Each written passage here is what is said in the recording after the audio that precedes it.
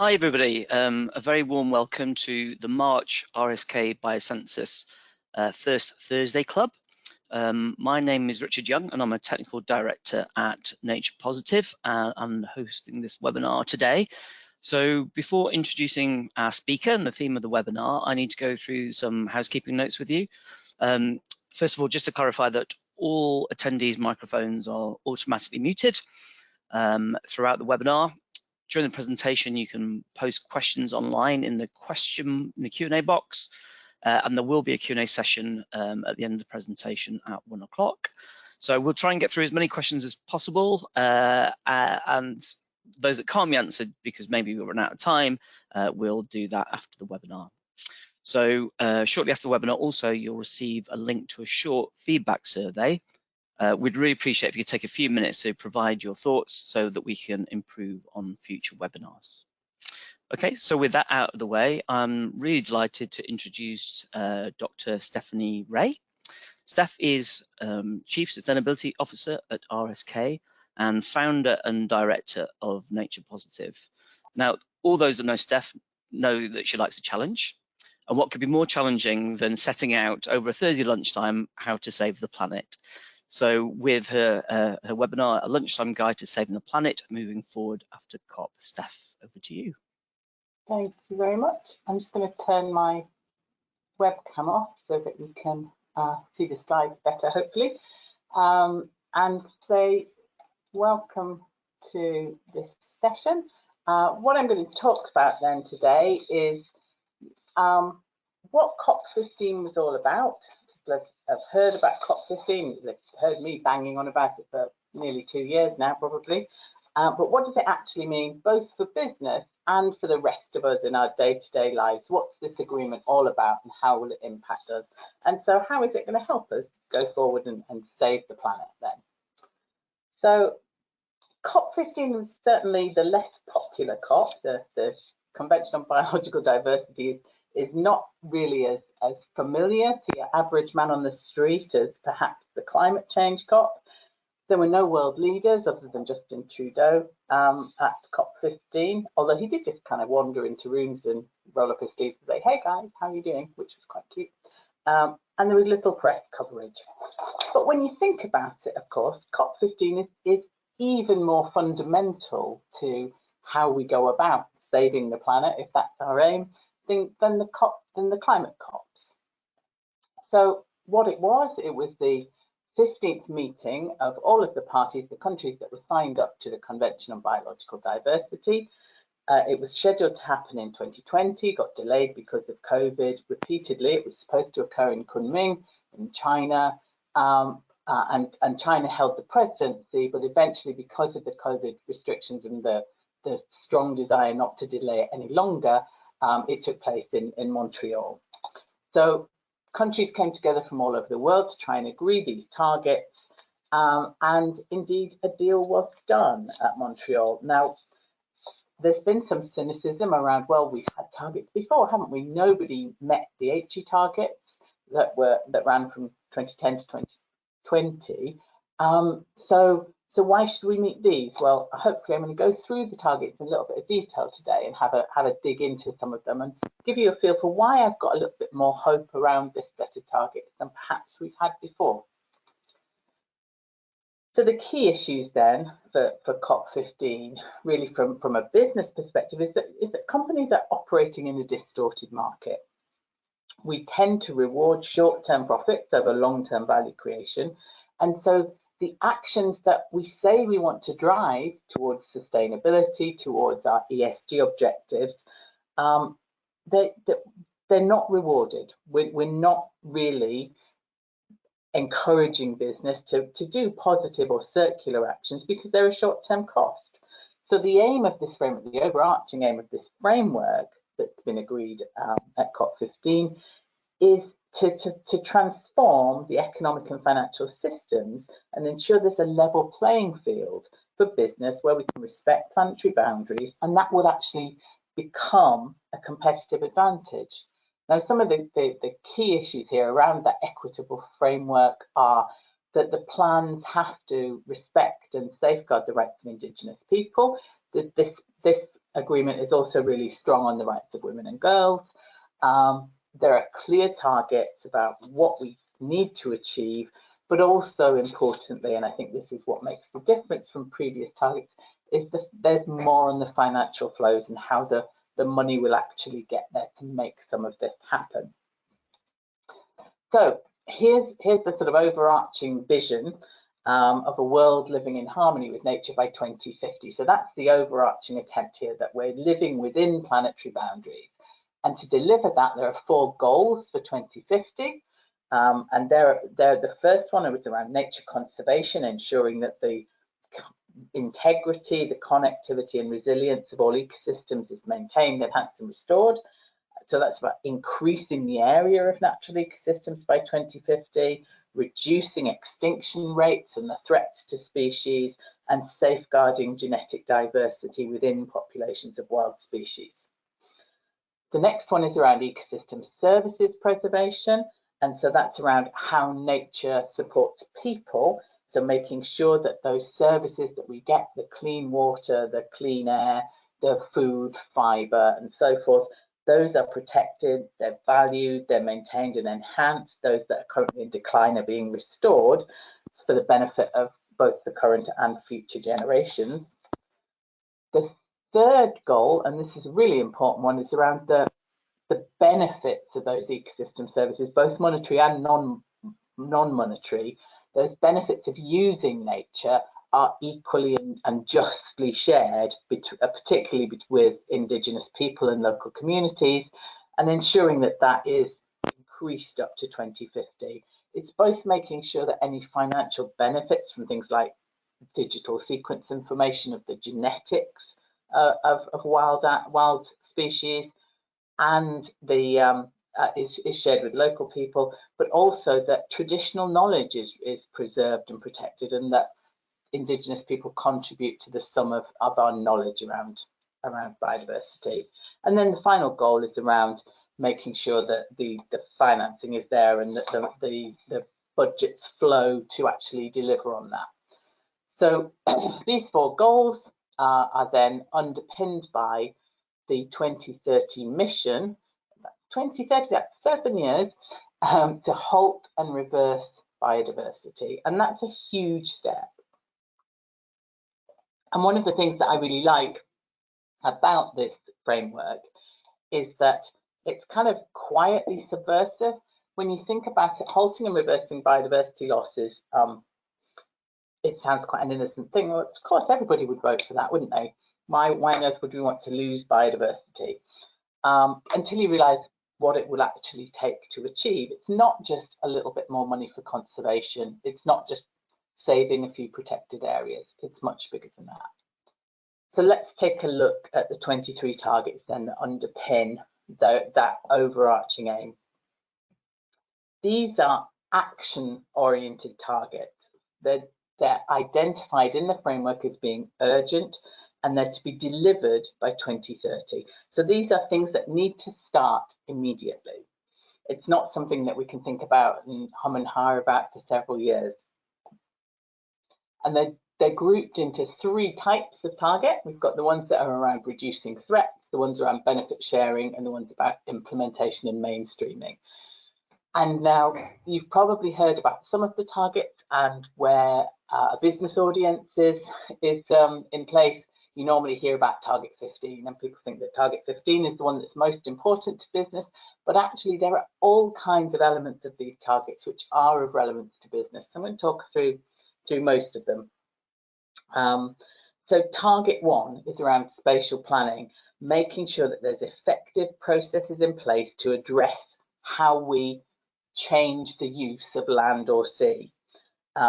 Trying to avoid the loss of areas of high biodiversity importance and get that close to 0 by 2030, respecting the rights of Indigenous people.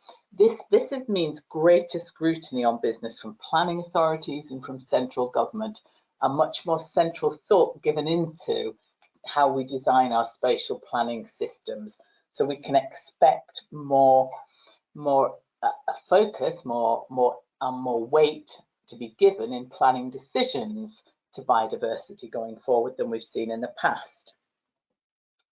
Target 2 is around restoration, and that target is to make sure that by 2030, at least 30% of degraded habitats, including terrestrial, inland waters and seas, are under effective restoration management so that we enhance biodiversity.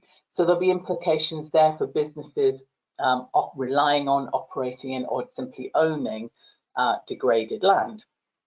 That's land that isn't in a favourable state for nature. Target 3 you've probably come across is known as the 30 by 30 target, and this is around preserving areas of particular importance for biodiversity and ensuring that by 2030 at least 30% of land and seas are actively protected by effective conservation measures. So again, its implications for businesses owning or relying on land value for nature conservation, and that goes not necessarily for your direct operations, but also for the activities of your value chain, your supply chain. Target 4 is around species, reducing and halting by 2030 human-induced extinction of threatened species and recovery and conservation of species, reducing extinction risks overall and maintaining genetic diversity. So there are implications there for any businesses that harvest either directly or through their supply chain anything from the wild, so involving timber, pulp and paper, fibre, mined products and so forth. So there are issues there to think about where our supply chains are impacting on threatened species, remembering that there are 1 million of those worldwide.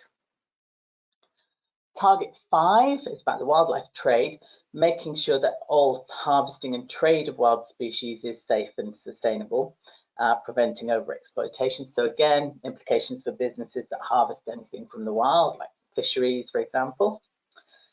Target 6 is around invasive or alien species, and quite often businesses go, well, this is the one that doesn't affect me, isn't it? I don't have to worry about this one. They're a huge one. It's one of the 5 main threats to biodiversity is the impact of invasive and alien species. And remember, this isn't just about directly introducing species, say through aquaculture or through growing in non-native species in a nursery. It's about the consequences of otherwise lawful actions, sometimes opening up a new road into an area that was previously inaccessible can allow species to migrate into an area that weren't able to do so before. So it's thinking about any aspects of land use change that might involve these kinds of impacts. Target 7 is around pollution risk and reducing the negative effects of pollution by 2030. That includes issues like nutrient pollution from runoff, reducing the risk from pesticides and hazardous chemicals. And so this has really implications for all of our supply chains. What are the chemicals we're using? What are the other issues like plastic pollution that are affecting our businesses? So it gives us a wide spectrum to think about how our value chain can interact with nature. And then target 8 is recognizing that link between climate and biodiversity and the push to bring those strategies and the activities from both COPs together.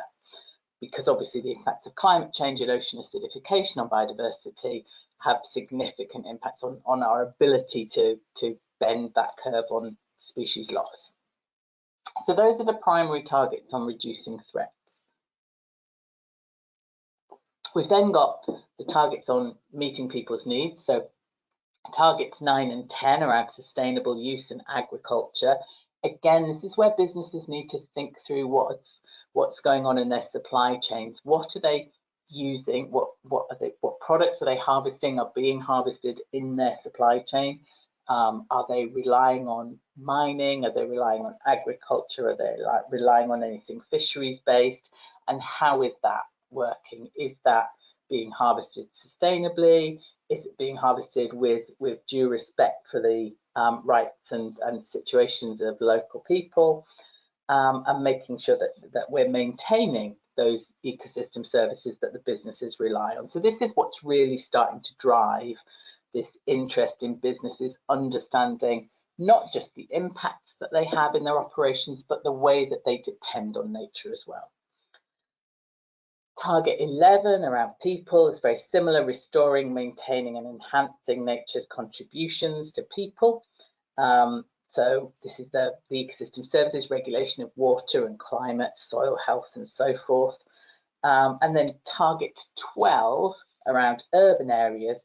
So thinking around perhaps how we use our premises, how we contribute to urban greening, making sure that we're allowing biodiversity within our urban planning and enhancing that. So issues that you'll be familiar with will be around biodiversity net gain in England and how that's being implemented to ensure that these sorts of issues are built into our urban environment. Target 13 is again around benefit sharing and really around training and outreach, making sure that we're sharing the knowledge that we have about the ecosystem services that we rely on in our businesses and making sure that they're shared with others. And then we've got the final bunch of targets around implementation and mainstreaming. And these are the ones that are probably probably more familiar to some of you who've been thinking about how this will impact on business. So target 14 is ensuring that biodiversity and all of the various aspects that involves are fully integrated into policies and regulations, into planning, into poverty eradication strategies, environmental assessments, national accounting, and that's at all levels of government, from national government to local government. So particularly, obviously, we're talking about that starting with significant impacts on biodiversity, but flowing progressively and aligning with all public and private activities. So this is really where it starts to get quite radical. This is changing the whole direction of public policy and using biodiversity as a lens through which to judge whether we should be doing something. And for me, this is kind of the point at which we get away from purely being focused on GDP and GDP growth. And we're already hearing the beginnings of manifestos here in the UK still talking about growth as this one thing that we're pushing for. But of course, GDP growth is not necessarily aligned with delivering this agreement, which we have signed up to. So we need to look at this as a new lens through which to assess, well, which strategies should we take and which policies will allow us to be aligned with the global biodiversity framework. And we can expect, as public policy moves in this direction and as we start to see the effects increasingly of climate change and of biodiversity loss, we can expect to see that move faster, and those will probably get pushed down to business rather quicker than we've seen policy on carbon get pushed down to business. These are 2030 targets. So of course, we're starting to see hints of that already in the Environment Act in the UK, although obviously we have other issues in the UK at the moment through the retained EU law bill. But we're seeing in the EU, the new Corporate Sustainability Reporting Directive, we're seeing the deforestation regulations in the EU, where it will no longer be legal to import or export any product that's associated with deforestation into the whole of that economic area. So we're expecting a huge change in policy that's going to be driving this action over the next few years. Target 15, if you're in business, is the one you've probably heard of. This is the big one for business, and it heralds really the start of mandatory biodiversity reporting. That's likely to be via the Task Force for Nature-Related Financial Disclosure. So companies are starting to get ready for beta disclosures next year. And the goal of that really is to provide a framework so that organisations can report on their risks to them from biodiversity loss and ecosystem degradation. And hopefully in turn, that will help them to integrate those risks more accurately into their decision making, but also to direct where they can reinvest in nature to manage those risks. So those frameworks are being adapted and refined now, and we're expecting the full launch over the next year and people making disclosures next year. TNFD is broadly going to align itself with goals of no net loss of biodiversity by 2030 and net gains by 2050 in the framework.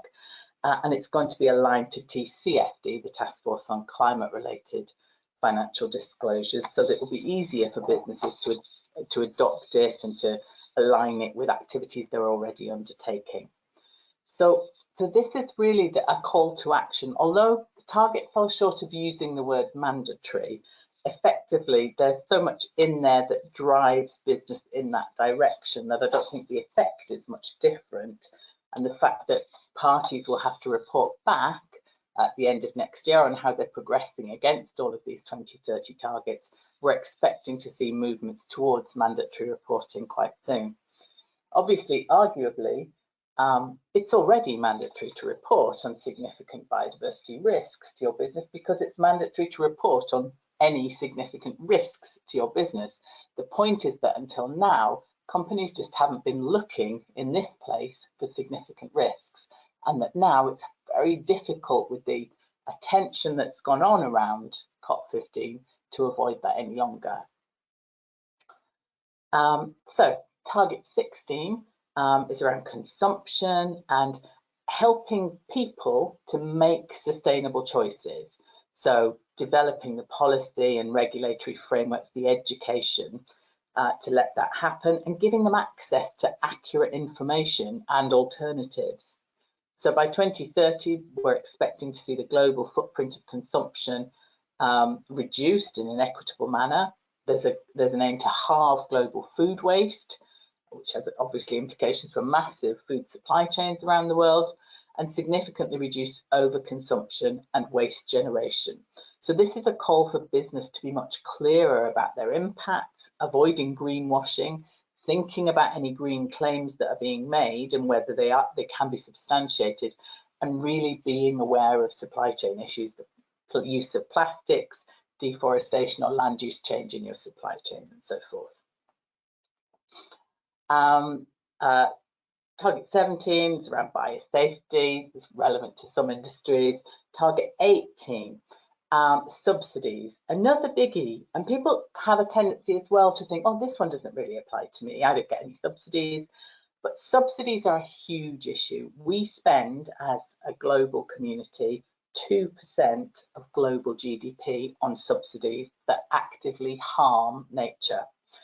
And the requirement of this target is to, first of all, identify where all of those subsidies are and where they go, and to turn that around so that we're removing those subsidies, those harmful subsidies, and ideally reprocessing them, re-guiding them towards things that are beneficial and aligned with this framework. Now that affects a huge range of industries: agriculture, water, forestry, minerals, mining, oil and gas. The boards of companies will need to think about the risks that will be brought to them as a result of that removal of subsidy. It may not be a subsidy your company receives directly, but if companies in your supply chain receive those subsidies, if they're receiving tax breaks, if they're receiving goods like water at below market rates, then the costs of their production, the costs to your business will likely increase. And then I'm conscious that we're rattling through the time, so I'm not going to go through the others in great detail, other than to say finance is obviously a big one, and the aim is to increase rapidly, mobilizing at least $200 billion a year into international biodiversity finance, and seeing that flow through to the countries and the projects and the ecosystems that need it. So with all of that in mind, how do we go about saving the planet then? So it's been easy for business to sit back and say, well, it's all too difficult. You know, all this is going on, but it's changing so fast. I can't get my head around it yet. I've got to focus on climate. And all these frameworks, they're not finalized yet, so I can't start until they're all finished for me. To that, we'd say, now is the time. Well, ideally 10 years ago was the time, but now is the second best time. And you can get on with these actions with no regrets, because the frameworks are going to, we know how they're going to go. The tools and the metrics are developing. They're far enough along to get started. And you're not going to be doing any abortive work, essentially. So the first thing to do is to really, draw a lovely map, draw a picture of your business and understand where you do rely on these goods and services from nature, to identify where you have impact, where you have a negative impact, but also where there's a risk of an impact or where there's potentially opportunities for you to help nature. And then you start to align with some of these frameworks like science-based targets for nature and the Task Force on Nature-related Financial Disclosures. So it's just starting to think about that process so that you'll be ready, if you want to in the future, to set targets, or you'll be ready for a disclosure against TNFD as and when you want or need to. But the thinking process will be the same, and that process is going to be helping not just the environment, but it's going to be helping you manage risks to your business. Because one of the key things that we've noticed since the meeting in Canada last year is that financial institutions have really got the bit between their teeth on this. And so we're finding increasingly lenders, banks, private equity are starting to ask questions of the companies that they invest in around what are you doing on nature, where are your impacts, where are your dependencies, trying to scan where the risks are in their portfolio. So it's clearly going to become a financial risk, or a risk of how easy it is to get funding for businesses if you don't understand and are seen to be managing those impacts. So developing and implementing measures to reduce your impacts is obviously the next step. You can't do that effectively until you really understand where those impacts are. Then you set targets and work towards stopping any negative impacts you have on nature and starting to have a net positive impact. Now, because nature is complicated, because biodiversity is a bit harder to pin down into one lovely equation than carbon, we're not going to see straight away a kind of measure your footprint and offset the difference approach that we've seen with carbon. There isn't a straightforward metric that sums up all of biodiversity. We're talking about the interactions of all life on Earth. It's not likely to sum up into a simple metric. But what we can do is we can identify, what are the services that you rely on? Is it, if you work in a water stressed area and you have a process that uses water, then it would be sensible for you to be investing in how you can preserve the integrity of the catchment that you rely on. So you can be reinvesting in nature rather than making an offset at this stage. I mentioned greenwashing earlier, and it is a risk for business. We see a lot of companies telling us interesting stories about what they do for nature.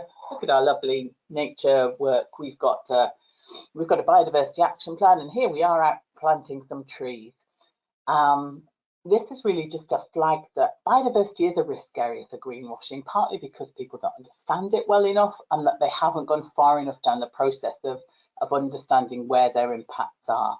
And there are a range of places in the world that are going to be more high risk than others, and there are high impact issues and sectors that you need to be thinking about. And you need to be aware of all of these types of greenwashing, and I think this is such an interesting area that we're going to do a whole First Thursday Club on this later in the year, on avoiding greenwashing and recognising greenwashing when you see it. But I'm just going to draw your attention to one of those on the Hydra there, which is a lovely piece of work by Planet Tracker, which is green lighting. And this is one that I see very commonly in biodiversity, is that organisations highlight in their sustainability reports a particular interesting project that they're doing where they're giving back to nature and being rather quiet, green hushing, on the rest of their operations. So yes, we want people to do things about biodiversity. Yes, we want people to talk about it, but getting the messaging right and getting that narrative right is really important as well. And for people who are interested, we will have a whole separate webinar on that one day. So that's what business can do. What about the rest of us? There are no regrets actions for everybody, really, because we all rely on nature. We all rely on the ecosystem services that nature provides. And so here are just a handful, strange hands, of issues that you could work on, you could think about if you wanted to improve your own personal relationship with biodiversity. Now, what I don't want to do is be guilty of green shifting on my last slide, which is where we say, oh, you know, push it all down to the consumer. It's all their fault. You know, companies that say things like, I don't know, well, our customers like the convenience of plastic bottles. That's why we don't use something more recyclable. That's an example of green shifting. But without green shifting and asking you to take on all the blame of this yourself, there are a lot of things that we can do, small steps that we can take in order to just live slightly more in harmony with nature and try to think about how we can align ourselves with the global biodiversity framework. So there's a QR code there that you can scan if you'd like. There's a little booklet that tells you all about some of these, but here are some of the no regrets actions that you could take right now.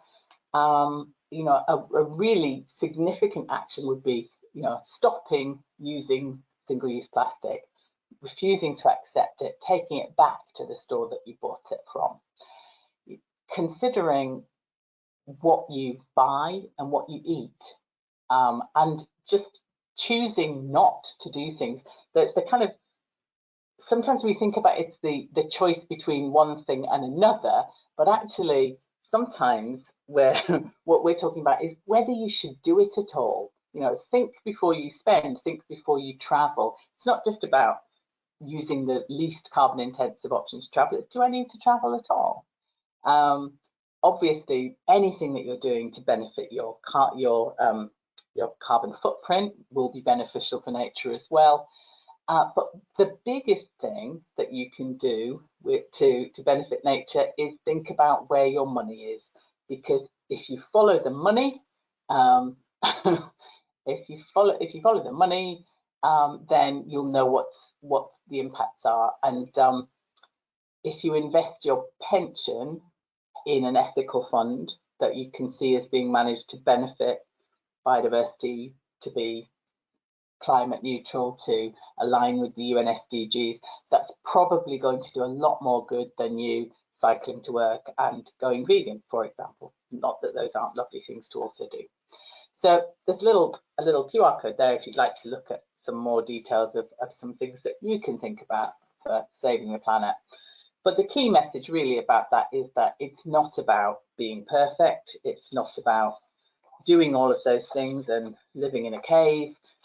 It's about making some small changes, because the small changes that we make, and particularly where we make them openly to the companies that we interact with, will get attention and will add up. So, you know, we should tell companies that actually, I don't want to buy your product because it's in a plastic bottle. Thank you. When you bring it out in a recyclable form, then maybe I'll buy from you again. So it's pushing the actions that we can take and making sure that as those actions sum up against lots of people, they start to have more of an impact, and we're pushing that message. So we're pushing this message of the need for change to benefit nature from all directions, from a legislative and policy angle, through the global biodiversity framework and how that flows down through the parties who are signed up to it. We're also pushing it up from an individual level to make sure that somewhere in the middle, how we do business really does have to change. And I think that's everything I have to say. So I'll put my camera back on, and Richard's probably there as well. And yeah, hopefully we can answer one or two questions if people have any. Steph, thank you so much for that. We do indeed have some questions, although I'd encourage people to post any more that they have in the Q&A box. So the first one is about big business. So the questioner recognises that small to medium-sized businesses are doing lots of good for the environment, but big business perhaps could be considered a bit of a law into itself and purely focused around profits. So these targets, these GBF targets, are meant to be fully enforced and successful in just in 7 years. Basically, how successful do you feel these are likely to be, given some of the forces that still exist against this, yeah, our ability to succeed in those targets. Yeah, absolutely. I'm probably one of nature's optimists. So I think we have the ability, we have an almost unique moment in history to make a difference. Yes, small businesses will do interesting and things and maybe more committed, but their impacts for good will be not so significant. So we really do need to change the nature of big business. And what we're seeing at the moment is financial institutions really taking this on board. And so once the finance industry thinks, I understand those risks now, I understand what I'm putting my money into, and I'm not sure I want to be the last person holding that risk, and start to divest from the more risky, in a biodiversity sense, investments, then we can start to see that companies will have to change. If they want their next loan, they'll have to change how they're working. So, you know, much as it's sad that money is the thing that talks and which drives this activity, I think we're starting at last to see the money doing exactly that. And, you know, in the 2 months since COP15, we've had so many more interactions with banks and investors, with insurance companies who are really keen to understand just what's hiding in their portfolio. And think about whether that is an area they want to be invested in or not. So, you know, I would say that if you're in an industry that involves a high level of impact on biodiversity, we can expect significant change over the next few years. Hey, thank you, Steph. Related to that, and thinking about it from more from an SME position, the questioner here states that they do a lot of work with SMEs who are looking to be positive for nature, but struggle to know what the best steps are to take and how to take them. So appreciating that there's going to be different steps for different businesses, is there a recommended approach to give businesses reassurance they're taking the best nature positive steps? Wow. That's quite a huge question. It is quite a huge question. The best nature positive steps, you know, for a business, they will be unique because they will depend on where your impacts are. So I would say your first step to being nature positive, although it doesn't really feel like you're doing something actively for nature, the best first step is to understand where you are. Get a baseline, find out what's in your supply chain. And that's the biggest hurdle for a lot of people. They know their direct impacts, they know about what they do, but they don't know about what's in their supply chain. And I would urge you that that's a really important first step.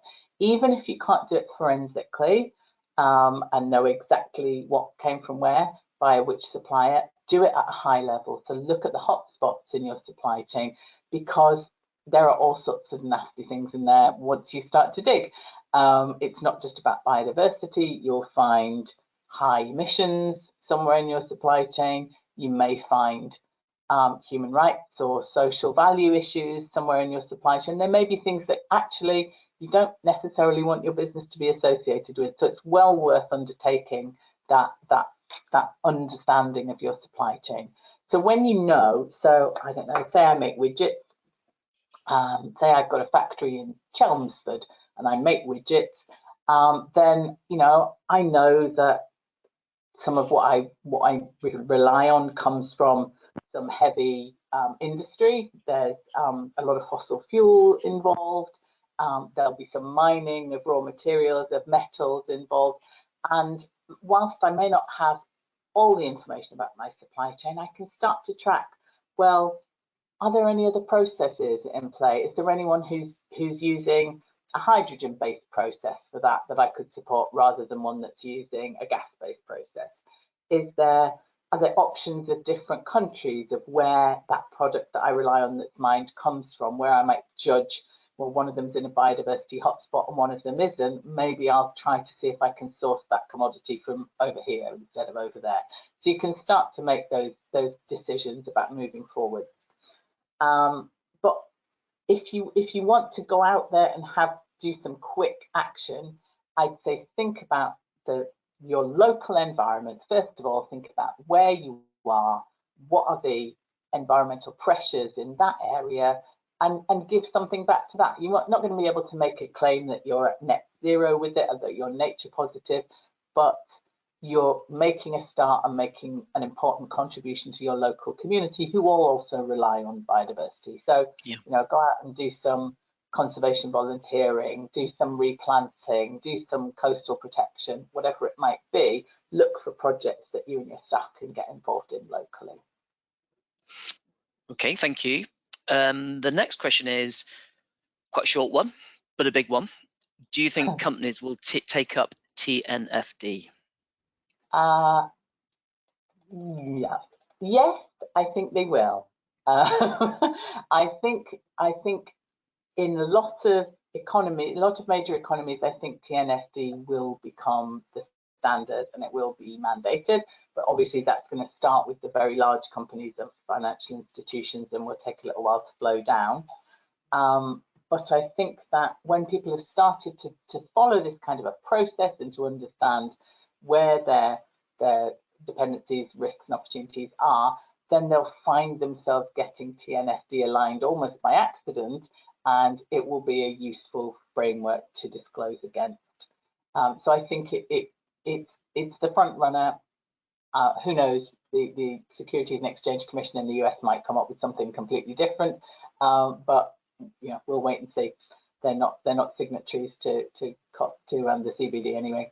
But what we'll see, I think, is more and more almost peer pressure and investor pressure for companies to be transparent on this. And once you start to disclose, if you disclose in something other than what's become the really accepted way to do that, then you raise more questions than you've solved by disclosing to your own standards. So I think it will become adopted over the next few years. Okay, thank you very much, Steph. Given the time, I think I'm going to ask you one more question. The questioner, very much like your no regrets action slide, but recognises that nature positive as a phrase wasn't explicitly mentioned in the COP15 framework, even though many of the measures there are clearly nature positive. I guess this question is kind of at that global level.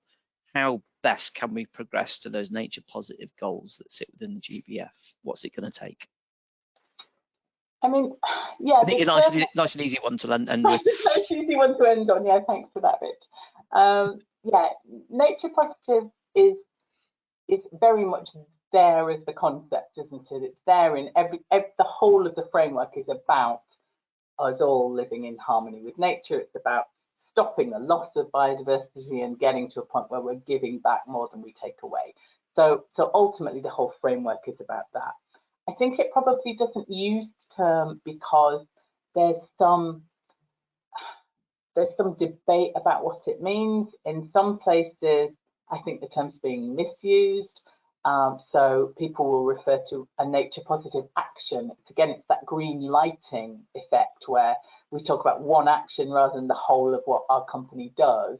And then, we're misleading people. So I think it's slightly tarnished by that as a concept. And also the metrics are not really there. And in my personal opinion, there'll never be a perfect metric. It's not going to equate to tons of carbon and be really simple like that.